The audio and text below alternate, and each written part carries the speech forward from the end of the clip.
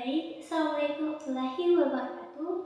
Sebelumnya, perkenalkan nama saya Aida Sunansa, penanya 605 001 jurusan Kimia Angkatan 23, kelas A. Baik, pada video kali ini saya akan menjelaskan secara lebih singkat mengenai apa itu konsep keadilan.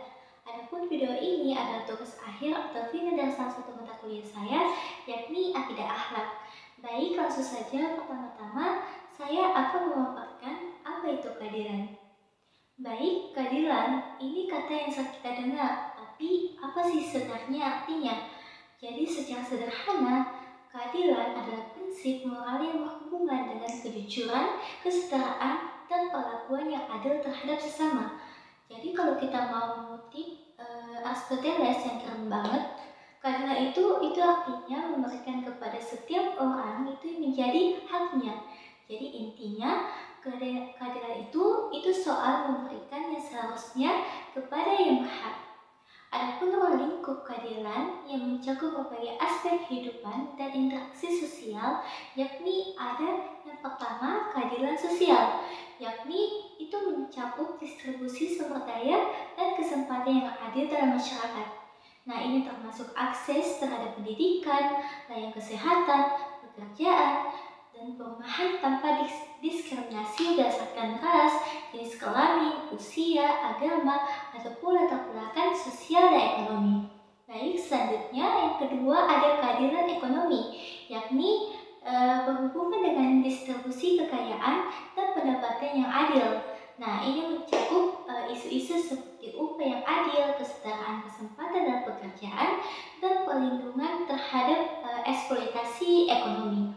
Selanjutnya ada keadilan hukum, yakni ini menyangkut penerapan hukum yang adil dan setara bagi semua individu.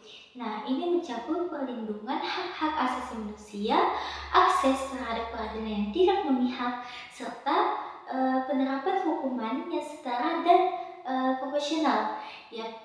Selanjutnya ada keadilan politik, yakni berkaitan dengan partisipasi yang setara dalam proses politik.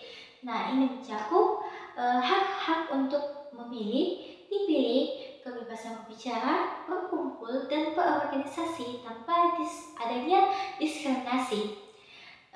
Selanjutnya ada dalam ruang lingkup keadilan pendidikan, yakni mengacu pada akses yang setara terhadap pendidikan berkualitas untuk semua individu tanpa adanya diskriminasi berdasarkan faktor seperti latar belakang ekonomi, etnis maupun dengan gender ya. Selanjutnya ada keadilan antar generasi, yakni berkaitan dengan tanggung jawab kita untuk memastikan bahwa sumber daya dan lingkungan yang kita wariskan kepada generasi yang akan mendatang itu tetap dapat mendukung yang layak dan sejahtera. Selanjutnya ada indikasi dan keadilan, yakni mencakup berbagai aspek yang menunjukkan bahwa suatu sistem atau masyarakat itu menjalankan prinsip keadilan, yakni dalam kesetaraan hukum. Jadi semua individu itu diperlakukan sama di hadapan hukum tanpa diskriminasi berdasarkan ras, gender, agama, ataupun dalam status sosial.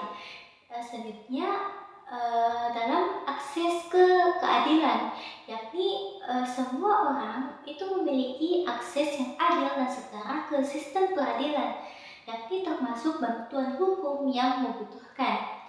Selanjutnya ada dalam partisipasi publik, yakni dalam indikasi ini adanya partisipasi aktif masyarakat dalam proses pengambilan keputusan, terutama yang berkaitan dengan hukum, kebijakan publik, dan pengakuan serta perlindungan hak asasi manusia. Selain dari itu juga ada yang namanya dalam indikasi perlindungan hak asasi manusia yang diakui secara universal, termasuk hak untuk hidup, kebebasan berpendapat, dan kebebasan dari penyiksaan ataupun perlakuan yang tidak manusiawi. Selanjutnya ada akuntabilitas dan transparansi. Jadi pejabat publik dan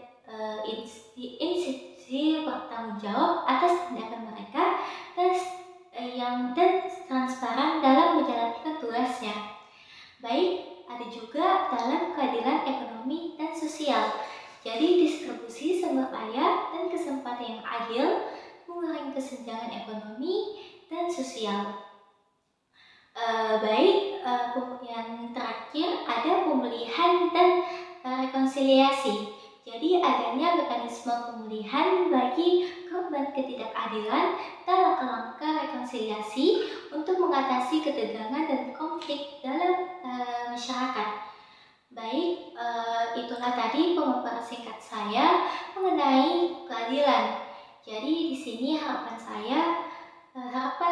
dalam presentasi ini telah memberikan pemahaman yang lebih dalam tentang pentingnya keadilan dan bagaimana kita semua bisa berkontribusi untuk mewujudkannya.